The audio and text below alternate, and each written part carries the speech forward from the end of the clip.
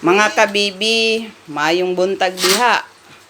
So, saon man na kani ingani di ay magbagahi og ko ano balikbayan box. Sana tabang ate pag oh ingko diha. Uno kahago.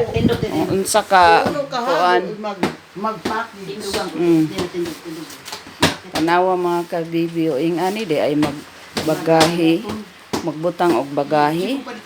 Sus, in taon, nalipay na ang mga akong mga kaigsuunan ko na mga kabibi. Ayan, nagtabang sila sa isa ka karton lang na ha. Ang sulod ana mga gold. Gold ang sulod ana mga kabibi o gibanjakan pa.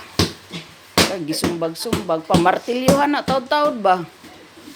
Aron lang makumpres. So, lisod kayo di ay magbagahi no. Pastilan po ni mo na imagine ninyo no ang mga OFW kung magpadala sa Pilipinas o bisag asa nga lugar o country baka. So ing ana na siya magbagahi. Ing ana kalisod. Ing ana kalisod magbagahi. So imagine na lang ninyo kanang naay mga kaigsuonan nga nagtrabaho sa abroad. So kana ing ana na sila magbagahi. O kulang na lang gyud og martilyohan ng karton aron lang makompres. i-apil pa ang tao pang martilyo. Sakay-sakayan kana. So ing ana na mga kabibi. Kalisod gyud di ay no.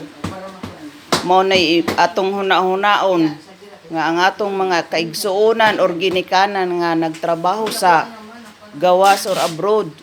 So ing ana gyud ay sila. Magpasalamat gyud ta mga kabibi kung kita makadawat og mga balikbayan box. Angay gyud ta magpasalamat kay ing ana kakapoy.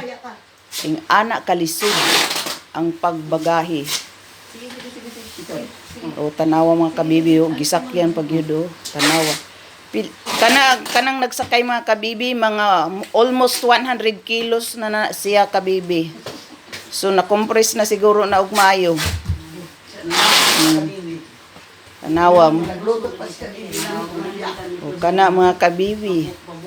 O siya, sige mga kabibi. Bye.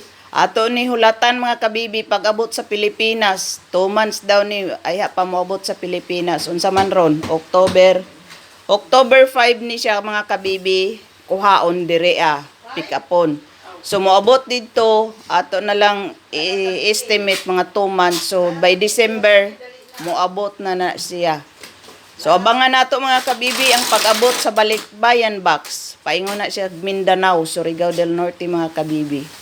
Okay mga kabibi, abangan lang nato ang sunod na kabanata. Bye!